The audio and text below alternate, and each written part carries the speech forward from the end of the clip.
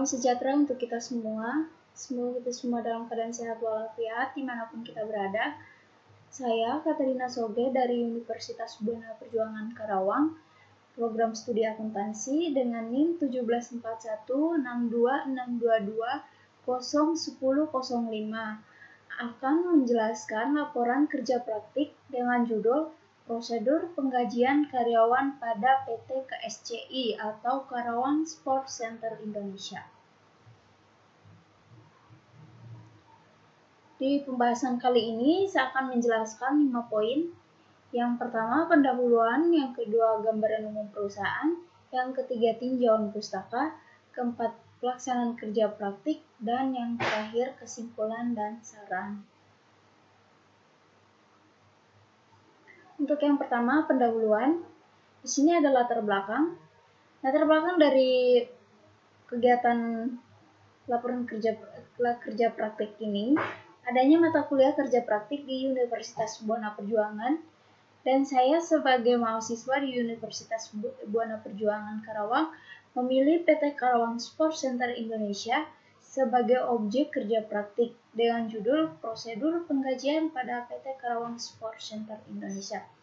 Tujuan pelaksanaan kerja praktik ini untuk mengetahui apakah prosedur penggajian atau pengupahan pada PT Karawang Sports Center Indonesia sudah sesuai dengan peraturan atau ketentuan yang berlaku.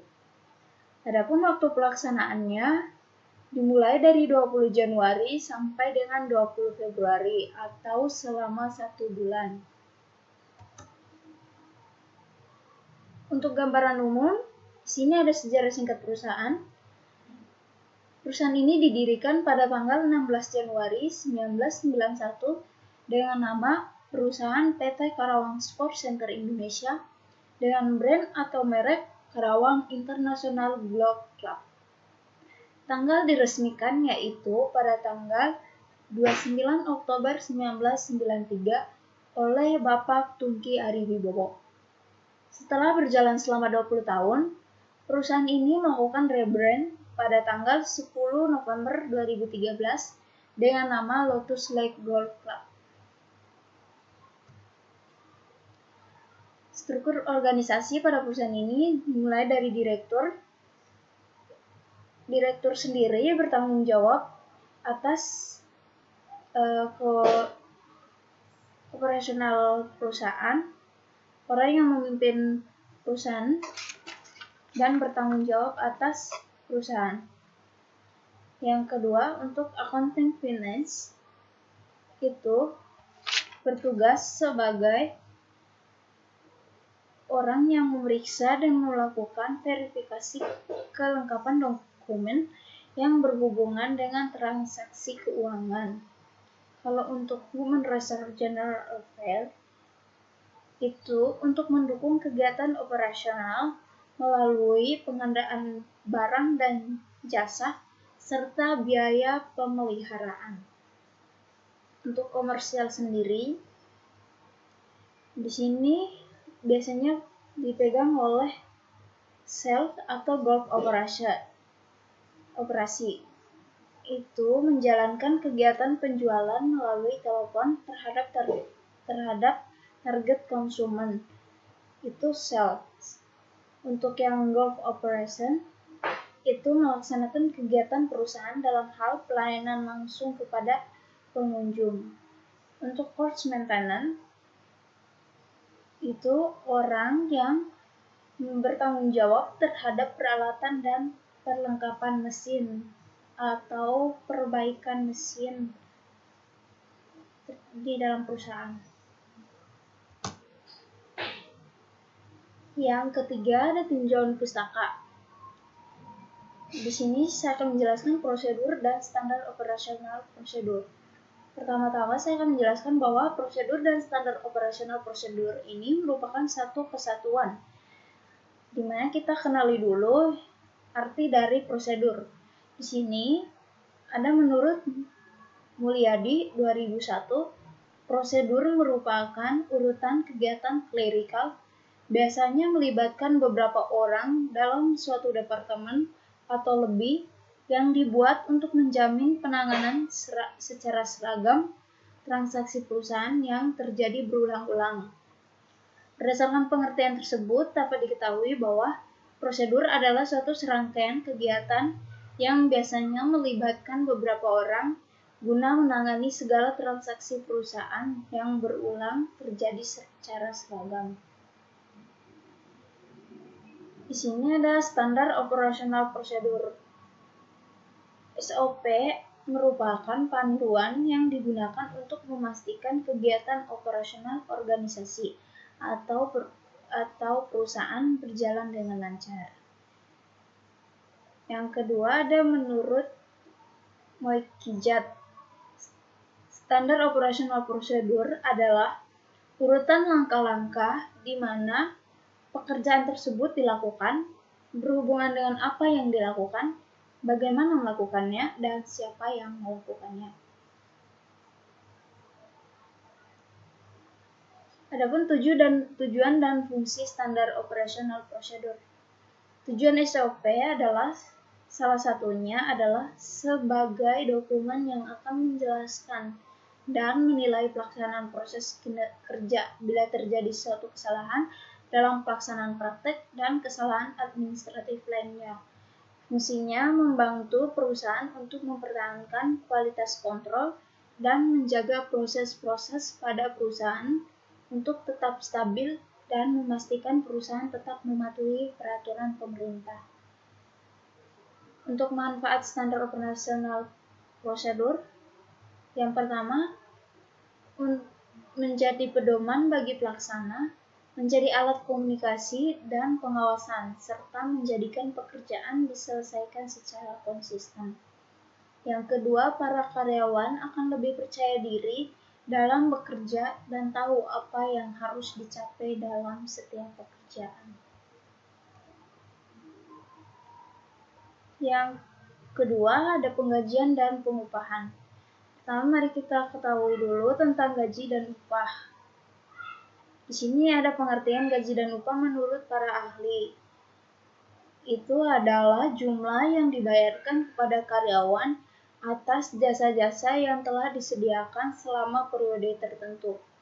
Penggajian adalah sistem yang mengatur tata cara pemberian gaji atau upah kepada segenap karyawan dalam organisasi.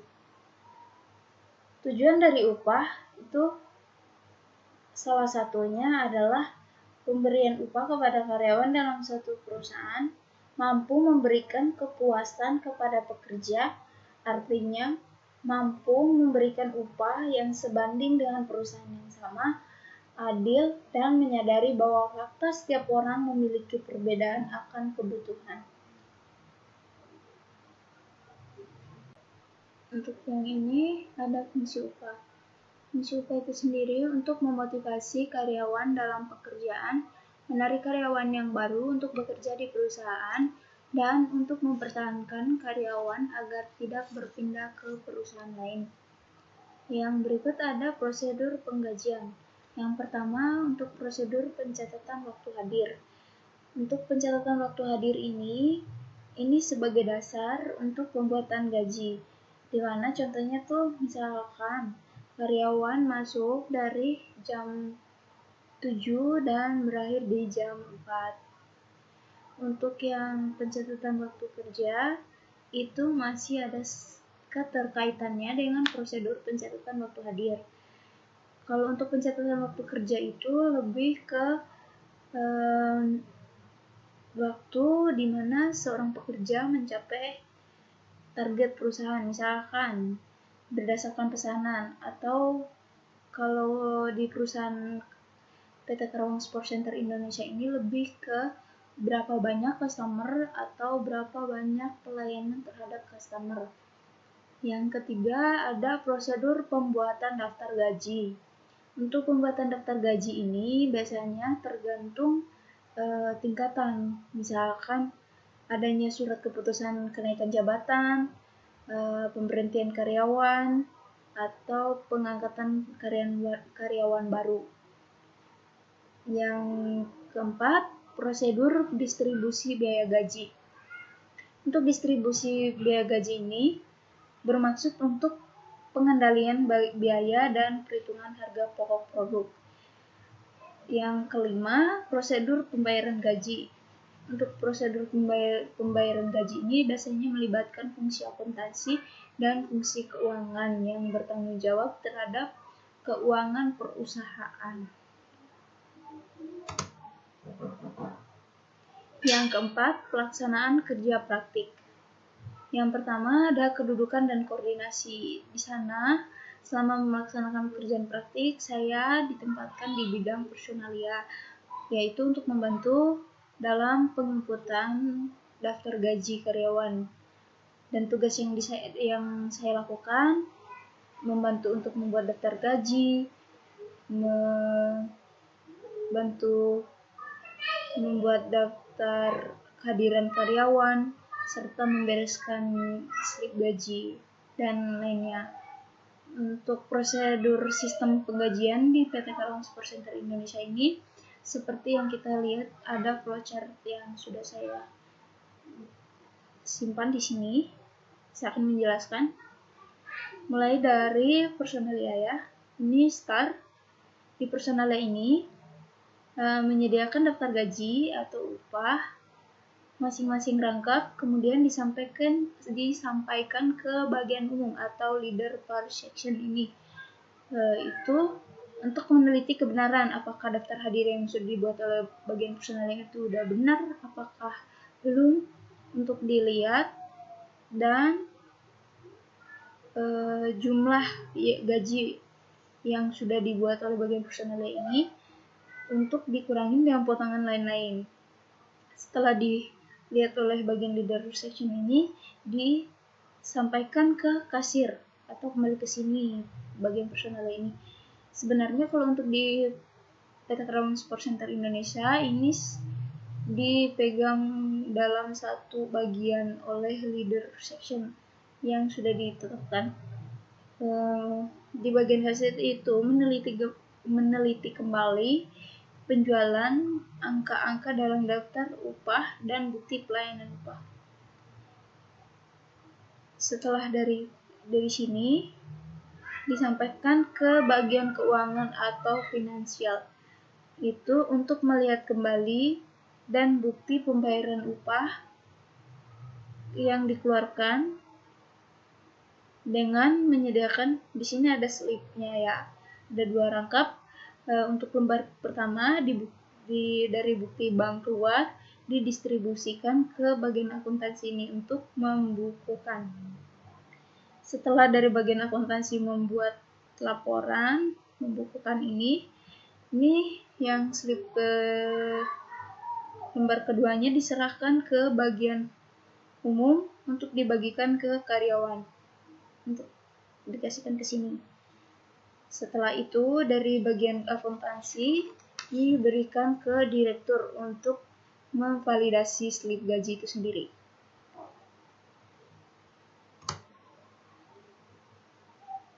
Di sini ada dasar pengupahan yang diterapkan di PT Karawang Support Center Indonesia itu sendiri. Dasarnya itu melalui pengumpulan absen dan bukti register.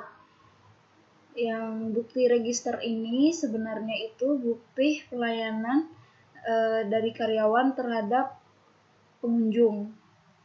Jadi di sana itu pengumpulan absensi dan bukti register ini dilakukan dalam 2 minggu sekali, yang dimana absensi dan bukti register ini masih sangat manual. Yang berikut ada perhitungan gaji atau upah karyawan. Perhitungan gaji upah karyawan di PT Karawang Support Center Indonesia sendiri itu untuk gaji bersihnya itu didapat dari uang makan dikali dengan hari kerja ditambah dengan jumlah pelayanan dikali dengan gaji pokok dikurangin dengan potongan lainnya. Untuk hambatan dan solusi yang dihadapi selama pelaksanaan kerja praktik itu yang saya lihat adanya kendala dalam menginput daftar hadir karyawan dan formulir register karyawan. Itu diakibatkan dari daftar hadir karyawan dan register karyawan yang masih manual seperti yang saya tekankan di awal bahwa pengumpulan absensi bukti register itu masih sangat manual. Jadi sering terjadi kekeliruan dalam pengelolaan jumlah kehadiran. Dan satu lagi, itu kesalahannya tuh karena pengumpulan absen ini dilakukan dalam 2 minggu, sehingga terjadi penumpukan dan memungkinkan adanya kekeliruan itu. Untuk kekeliruan tersebut, ada toleransi dari perusahaan perihal ketidaksesuaian tersebut. Jadi, HRD akan merapel kembali terkait selisih tersebut di bulan berikut. Misalkan, si A mengalami kelebihan atau kekurangan di bulan kemarin diakibatkan tertukar dengan karyawan lainnya, daftar hadir ataupun registernya. Seperti itu, jadi akan dirapel kembali.